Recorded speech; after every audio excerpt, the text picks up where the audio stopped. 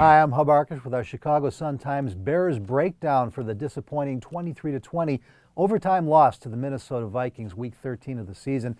And there's a lot of takeaways from this one, but I start for the first time all year with coaching, and I have to call it bad coaching. I've been impressed with Mark Trestman for the most part, but there were a number of things that went wrong. It's not just the controversial decision to try a 47-yard field goal on second down in overtime, although we'll get to that in a moment. The Bears only had 6 penalties for 51 yards, but a couple of them were the really dumb, undisciplined variety, and that falls back on coaches as well as players.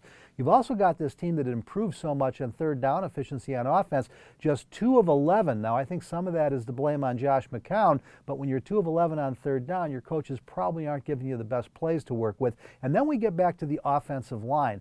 2 of 11 on third down, terrible in short yardage running situations, and they allowed 4 sacks of Josh McCown. That was their worst day in pass protection all season long. So plenty of blame to go around.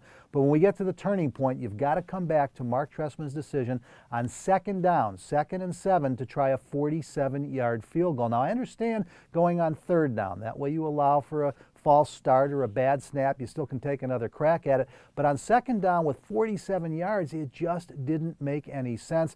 Trestman has since tried to defend it, but it's really not defensible, particularly when one of his reasons was he pointed out, look at what happened to the Vikings when they tried the field goal and got the face mask penalty. Well, head coaches in the NFL don't usually make decisions for their team based on something the other team did. You talk about the turning point of the game, it's got to be there. You talk about the player of the game, that's Alshon Jeffrey. Well, what else can we say? I mean, one of the greatest games, the greatest game for a receiver in Bears history as far as yardage. He has emerged. I thought he would be a number 2 or number 3 receiver. Now you begin to wonder, is he capable of being a number 1?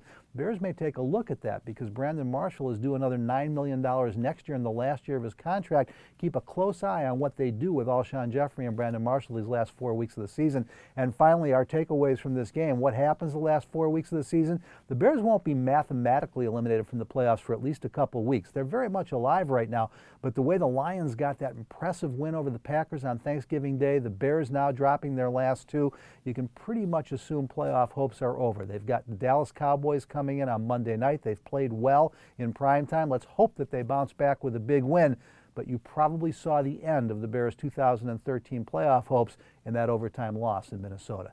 That does it for our Bears breakdown. For the best in all sports all the time, you want to be at ChicagoSunTimes.com.